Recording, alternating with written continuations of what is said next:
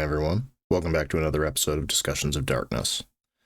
This week, I want to offer a little bit of advice for storytellers out there, because it is a tough job keeping everybody engaged, keeping the wheels of the world spinning, and while you're doing all of that, still managing to get people to pay attention to and to solve plot. And any tool you can use is a good one to make sure that you keep things running as smoothly as you can. Now, when you're trying to keep all of these balls in the air, it is very likely you will make mistakes. Even if you're an experienced storyteller, you will misspeak, you will misquote, you will misremember things. And sometimes you really do have to stop and you have to apologize to everyone and say, I'm sorry, I got this detail wrong. Here's what it actually should be. The storyteller equivalent of a newspaper coming out the next day with a correction of, our mistake, we said something wrong, here's what it should have been. However, a lot of the time we are a little too quick to try and correct some of these things because they can actually offer us interesting opportunities. As I mentioned in previous videos on this channel, I was running a LARP for a little while. There's a lot of lessons that I have learned as a storyteller because of how that turned out, but that's another story for another day. But very early on in this game, I sat down and I chose to do something that I think was a really good experience overall, and it's something I would highly recommend for storytellers out there who maybe miss some of their own opportunities. But for what I'm talking about, it is essentially when you misspeak in a way that is not immediately incorrect. Maybe it isn't exactly what you meant, or it's not exactly what you wanted to come out, but it's already out there. Players have heard it. It's been written down. It's in the notes. Do you want to go back and correct it? Or do you want to ask yourself, what opportunities does this provide for me? Now, I'll show you what I mean. Early on, when I was running this game, I had a couple of plot threads in mind. I had some things that I knew were going to happen, but I hadn't nailed down every little thing that was going to go down. And given that I had a dozen or so players in any given game, I felt it was important to have some flexibility. So what I did, particularly for the first session where everybody was getting together and characters were meeting each other for the first time and everyone was really feeling out how things were going to go, is I went to a supplement of mine that I had written, and you should check out a link in the comments below, for 100 strange sights to see in the hedge. Now what I did is I went through this list and I grabbed 5 or 6 of the ones that I really liked and I threw them into the game, and I told myself I would see how my players reacted, and based on what reactions things got would depend on what became a bigger plot point and what just kind of got resolved that day of, oh, this was just a random thing you all ran into. One of the particular little incidents that can happen on this list is that when you are in the hedge, you will run into creatures that are these tiny blue birds that just alight on a nearby branch or on a building or even on your shoulder if you're feeling particularly insidious as a storyteller, and they will just bark out a random message. And they are the equivalent of, well, Twitter, actually, of someone managed to kidnap someone from the real world, and they explained just enough of what social media is to the true fae that they kind of got an idea. So now these little Twitters are going all throughout the hedge and just delivering proclamations of the gentry, even if they don't quite understand what it is they're doing. And there are a handful of messages in the entry, one of which is, and I quote, "The Ashen Lord will devour your soul." It's not a huge plot point. It was just something meant to put a momentary scare into someone wondering if a gentry is coming in game 1. And it got the desired result of, we had one individual who was very afraid of being recaptured, and then several other people got on it. They started investigating where these things were coming from. They started digging into who or what the Ashen Lord is, and they more or less figured out, oh, this is just a random occurrence. This wasn't a message sent specifically to you or specifically to us. We just happened to be the first person it came across, and that was when it blatted out its message. A couple of games go by. People are more or less getting their feet under them, figuring out what they want to do, and they're going through the hedge, and they run into an unfortunate sight. I believe it was another one in this particular collection of they find a hobgoblin that has been crucified on a tree with a message explaining why it is it met this fate, and it just says Ironmonger. Implying, of course, that this hobgoblin was selling the one material that could actually hurt the True Fae, and one of the True Fae took umbrage to this. And they found a burnt handprint against the message draped across its chest. And what I had meant to say as the storyteller, because I figured I would reconnect this back to something that had happened earlier in the game, is I would mention that this was also from the Ashen Lord, suggesting that whoever he is, he might actually be drawing closer, and perhaps you should all look more deeply into him. Unfortunately, I misspoke, and what I said was the Ashen Lady. Now, I could have, after that game, sent out a retraction email to all of my players saying, hey, everyone who was present for this scene, I'm sorry, I misspoke. I meant to say this title rather than this title. And I thought about it for a minute. And then an idea occurred to me. The idea was essentially, what if there are multiple gentry vying for this title? It didn't necessarily have to be one of the main plots going on in my venue. It happened to be one people paid attention to, so it was one I actually ended up expanding and digging into. But I thought it would be interesting to just have it as a piece of background of what are the players going to follow? Are they going to see this, conclude that there might be multiple gentry who all share a ashen line and decide, no, I don't want to be a part of this, I'm leaving? Are they going to figure out who these particular gentry are, what it is they're doing? Are they on the same side? Are they arguing with each other? Are they vying for a position? What connection do they have to us? And that was a thing that never would have occurred to me if I hadn't misspoken in that one scene and then been kicking myself for the rest of the evening trying to keep the game going without acknowledging that I had just made a mistake. Because had I done so, everyone would have immediately realized I had misspoken and asked me if I wanted to correct it.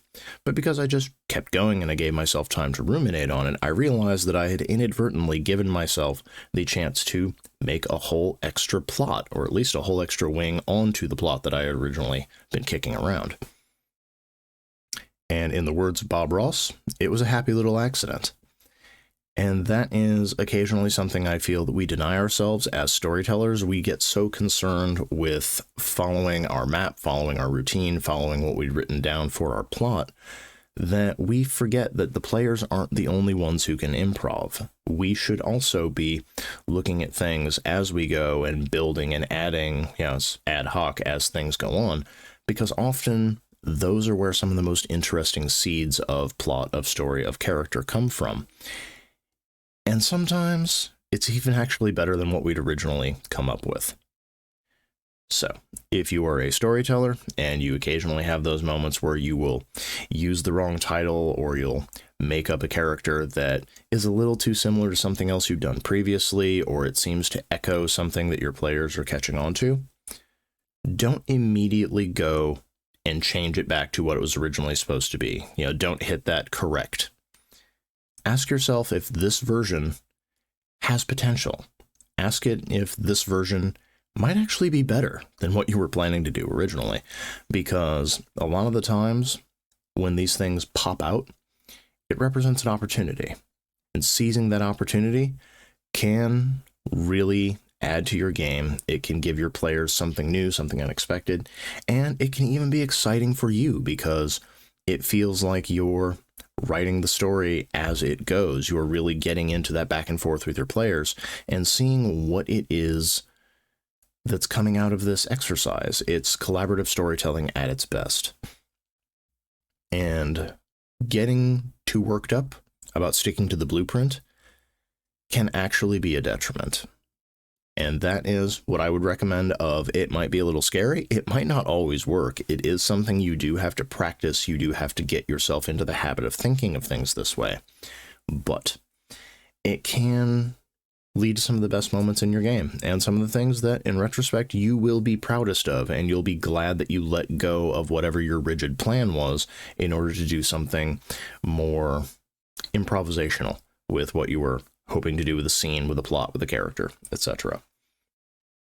Lastly, while we are on the subject of improv and changing things and filling in blanks on your page, I wanted to give another piece of advice, and this one is also useful for storytellers, but it's more aimed at players. And this is a habit that I recently wrote about that can be an issue, and if we correct it as we go, it can actually lead to much tighter knit and much better games overall. But in short, no matter how well written your character is, no matter how detailed their backstory, there are still going to be blank spots on the page. There are going to be things you haven't filled in yet, whether it's what was the name of your second uncle, or what particular neighborhood did you come from, or what's their favorite food, all sorts of little things like this. And as the game goes on, we will find opportunities to fill those blanks in. We will find opportunities to just empty ourselves onto the page and to tell the little details of our characters. Too often, particularly as players, but we will also do this as storytellers, we will fill in those details in such a way as to take them out of plot rather than putting them into plot. As an example, let's say, going back to Changeling, you had a plot for the day where everybody was going to go to a goblin market, whether it's as a fetch quest or whether it's because people want to go and have this experience. That's the plot that's going on today. If you, as a player, have not really figured out what your character's relationship is to, hobgoblins, the hedge, goblin markets, etc., you have a chance here to do something. Now, what I would say is the wrong approach would be to say, my character has had bad experiences at goblin markets, I don't want to do this, he's not going. That's fair if you want to do that. However, you have basically taken your character out of the scene, and you have made it clear they are not going to be participating. Alternatively, you could have a character who, while they may not have gone to a goblin market before, while they may not actually trust hobgoblins, as they shouldn't, there may be something about this particular incident, this particular setup, that really drives them to participate, that drives them to go in. It might be they have a debt to repay, and they think this might be a place that they could find the answer to that riddle, that they could find whatever item it is they need to repay the person they owe to clear that debt. They might have a friend of theirs who is going, and while they don't want to go, they want to keep this friend safe, so they have found a reason to get themselves involved in this scene. They might decide that, well, I need X, Y, or Z item. This is probably the best place for me to go to do that. And folks may have that moment of like, well, why did your character go to the hedge to get their hair cut?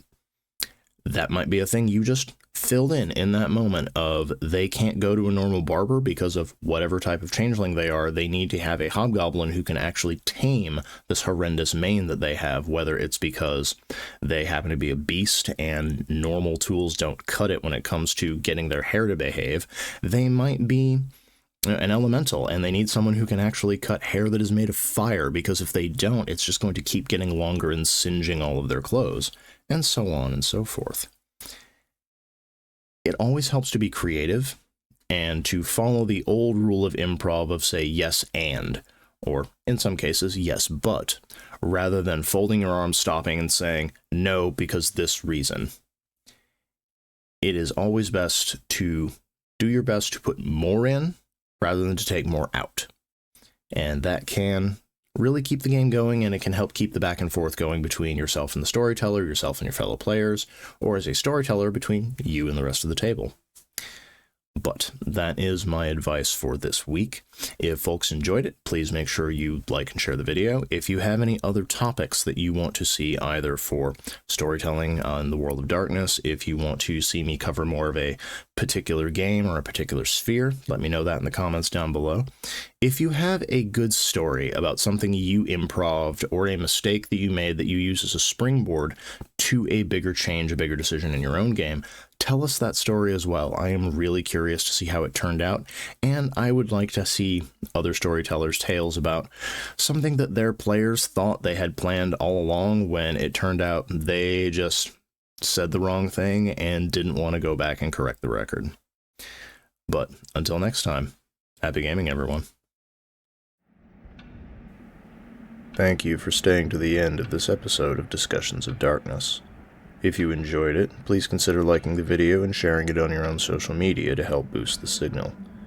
And if you'd like to help us keep the show and channel going, don't forget to hit that subscribe button as well. If you have any questions about the topic I covered today, or if you have something you'd like to see covered in a future episode, make sure to leave it in the comments below. Lastly, please check out the link in the video description to browse all of my World and Chronicles of Darkness supplements from Azukail Games. So far, we've covered Changeling the Lost, Vampire the Masquerade, Mage the Awakening, and Geist the Sin Eaters, in addition to a handful of general supplements that will be useful for any game set in the World or Chronicles of Darkness settings. Thank you in advance for your support. You're the ones who help us keep the lights on, so we don't fade into the shadows.